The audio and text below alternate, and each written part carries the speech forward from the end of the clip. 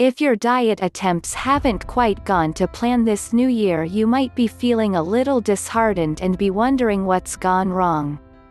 Here I run through 7 reasons why your diet could be failing and what can be done to help. 1. It's too extreme. One of the main issues we have with all the new diets come January time is that they're too extreme.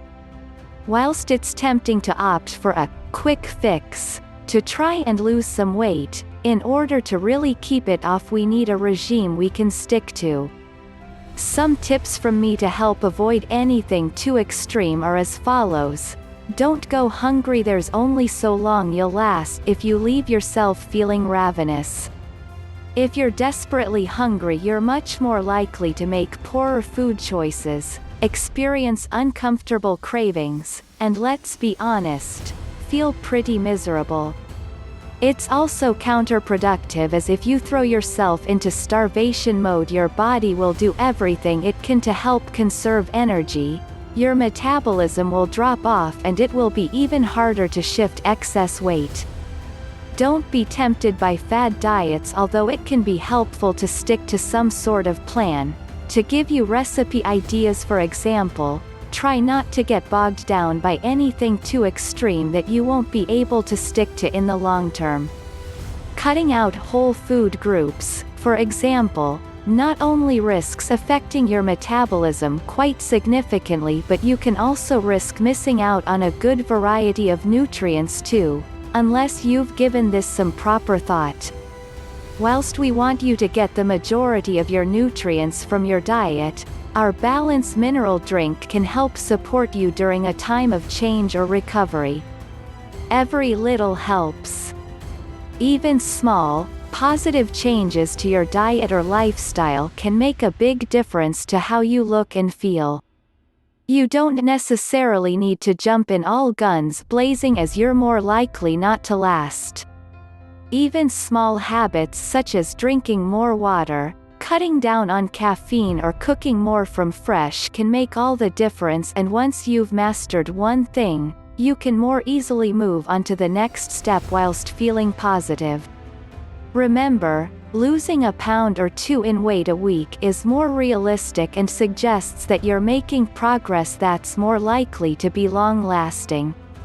2. It's not all about calories. If you've embarked on a new diet in the past, you may know only too well how bogged down and obsessed even you can become when it comes to counting calories.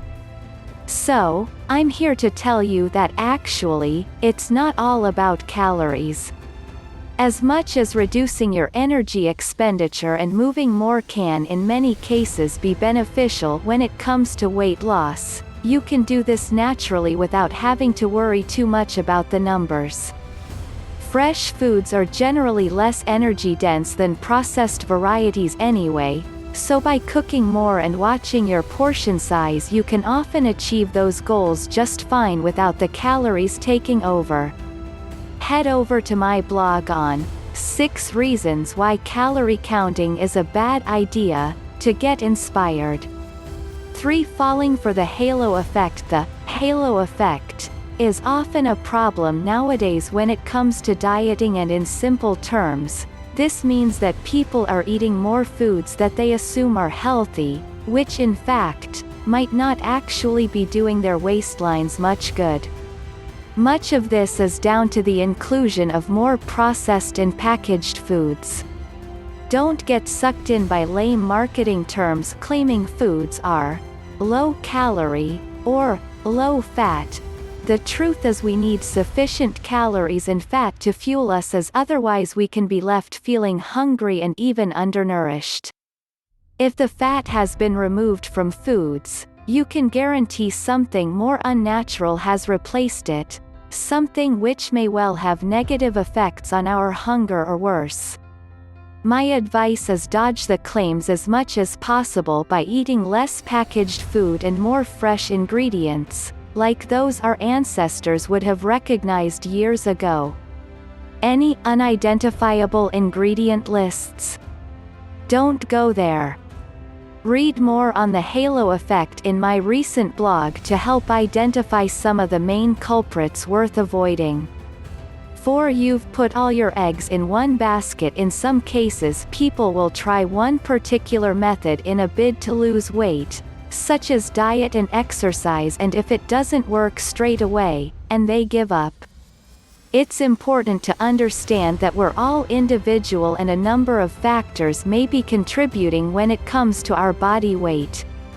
We have diet, exercise, genetics, but other habits such as stress, social or work patterns, poor sleep routines or medications could also be contributing.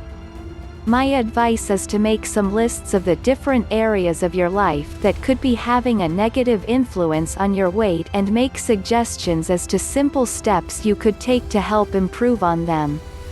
This way, you can approach it from a few different angles, find what works well for you and decide which changes are more sustainable in the long term. 5. Struggling with stress. Stress may not be something we automatically consider when assessing our body weight, but in reality, it could be having an impact in more ways than one. Let's talk through some of the common themes when it comes to the impact of stress. Extreme measures can backfire, whether it's a crash diet or a crazy exercise regime. These are actually sources of stress on your body. Then, unfortunately, in times of stress your body may not respond in the way you'd like to when it comes to adhering to those weight loss aspirations. Go figure. An extreme reduction in calories or a relentless training regime will fire up your body's innate stress responses. This involves an increase in stress hormones including adrenaline and cortisol, and this can change the way your body uses and stores calories. Stubborn tummy fat is a classic response to stress, as it is a sign of us conserving energy close to your liver, exactly where it needs to be if we need it mobilized in the time of an emergency. Of course, this is most likely to be the very place you don't want to be carrying any extra weight. Therefore, learning to relax could do just the trick and help you on your weight loss journey.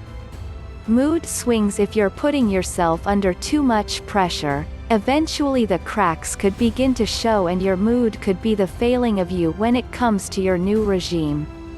Neurotransmitters including serotonin and dopamine have an important role to play in controlling aspects of your mood, but also food cravings. The two very much go hand in hand.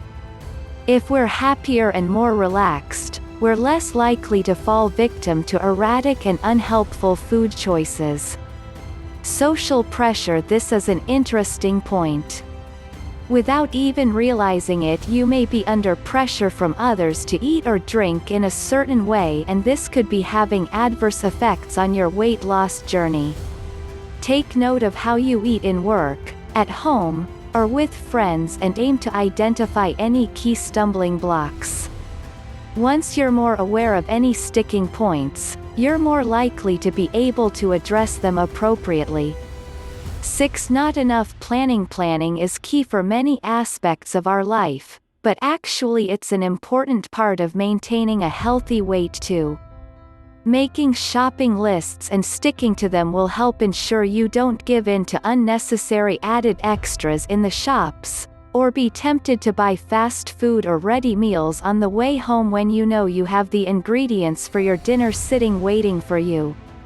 Plus, an added bonus is it will also help you stick to a reasonable budget, something everyone will benefit from in January. Whilst I don't believe meals should be too prescriptive, planning the week ahead and stocking up on the fresh ingredients you'll need can be a really useful tactic. 7. You're fighting fatigue. With a change in diet, it's quite common to feel a little out of sorts for a while. However, if you feel fatigued for a lot longer, something might not be quite right. This all goes back to the likelihood that something is too extreme, so just be cautious if you're finding you're struggling to keep your eyes open. Cutting your calories too drastically could result in your metabolism to dip, and we know that fatigue is a common symptom of this. Alternatively, a new regime could be affecting your nutrient status in one way or another. Common nutrient deficiencies that can give rise to fatigue can include iron, iodine, protein, B vitamins or vitamin D, to name a few. If you're in any doubt, be sure to have a chat with your doctor to help identify any potential deficiencies. Finally, if you aren't sleeping properly, your blood sugar is more likely to wobble and it could result in unhelpful food cravings and potentially sabotage your weight loss efforts. Aim to get sufficient shut-eye to help keep your diet on track. Source: www.avogel.co.uk